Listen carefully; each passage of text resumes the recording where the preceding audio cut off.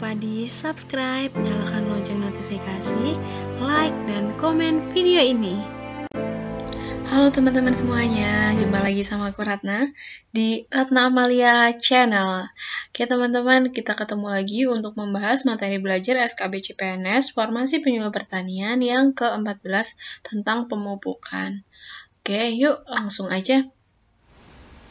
Pupuk adalah senyawa yang mengandung unsur hara yang diberikan pada tanaman dengan dosis tertentu untuk menggantikan unsur hara yang terserap oleh tanaman. Jadi, pupuk ini tuh adalah kayak, kalau misalnya diibaratkan manusia gitu, itu kayak zat gizi gitu ya, untuk tanah gitu.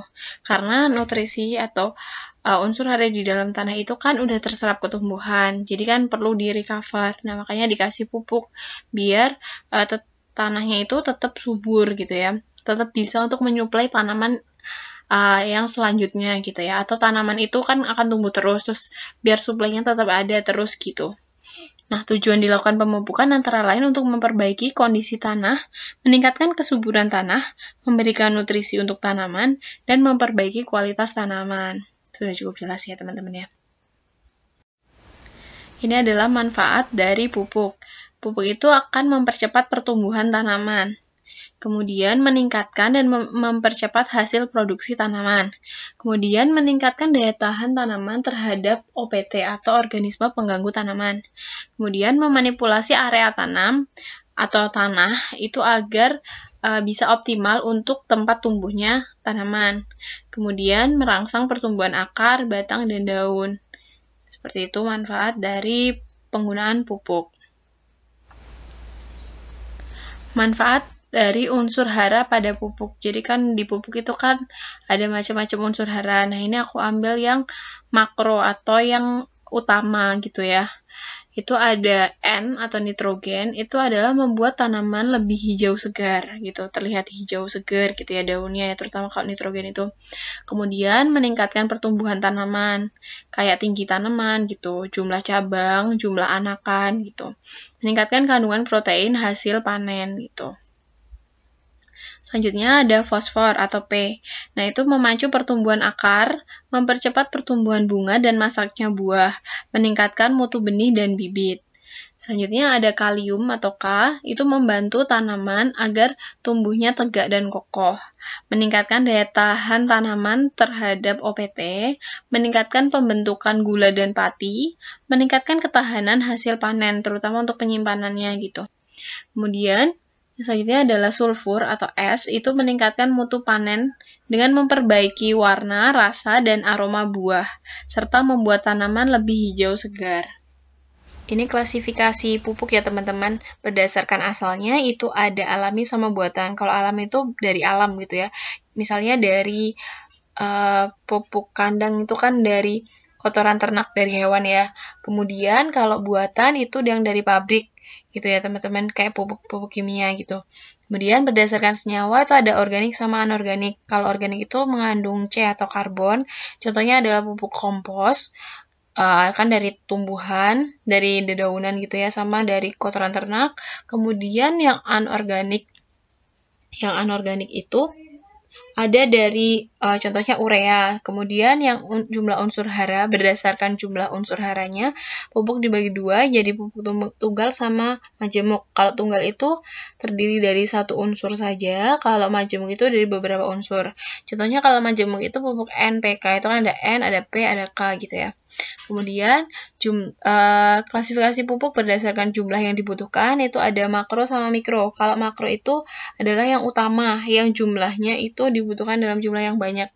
Contohnya ada N, P, K, S gitu. Kemudian kalau mikro itu contohnya ada Fe, Mn, Zn gitu, yang mengandung unsur-unsur itu yang dibutuhkannya dalam jumlah sedikit tapi sebenarnya esensial gitu ya. Kalau defisiensi juga nggak bagus buat pertumbuhan tanaman. Seperti itu. Ini adalah gambar-gambar pupuk yang ada di pasaran ya teman-teman. Ada kompos, ada SP36, ada pupuk NPK, ada Ponska, itu NPK juga ya. Terus ada KCL, ada ZA, ada urea gitu. Ini kalian mungkin masih ada lagi ya pupuk-pupuk lainnya ya teman-teman. Ini yang umum gitu ya. Jadi kalau pupuk SP36 itu kan ada kandungannya tuh, ada PO2O5 atau fosfatnya 36%, ada S-nya 5% gitu. Karena dia mengandung unsur P gitu ya. Dia itu berguna untuk memacu pertumbuhan akar, kemudian memacu masaknya buah atau biji gitu. Terus yang selanjutnya itu ada pupuk NPK nih ya.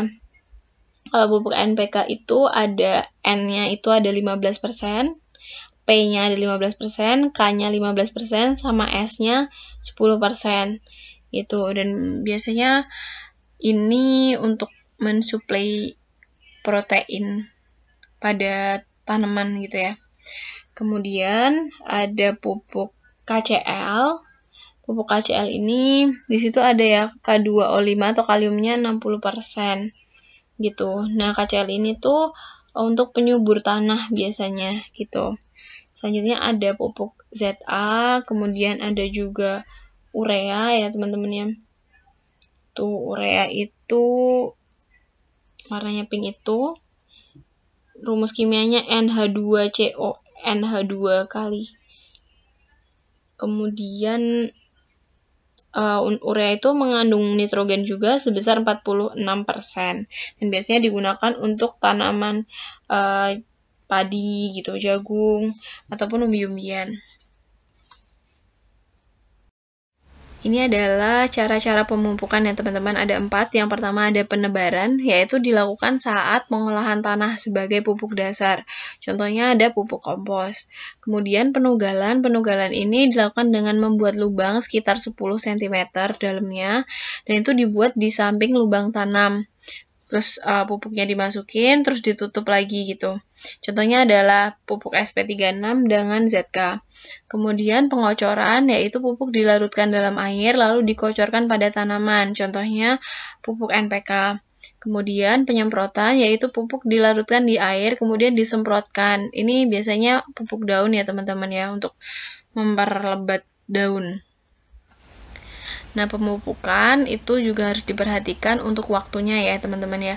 Pemupukan dilakukan baiknya itu pagi hari, pagi banget gitu ya, sore gitu ya.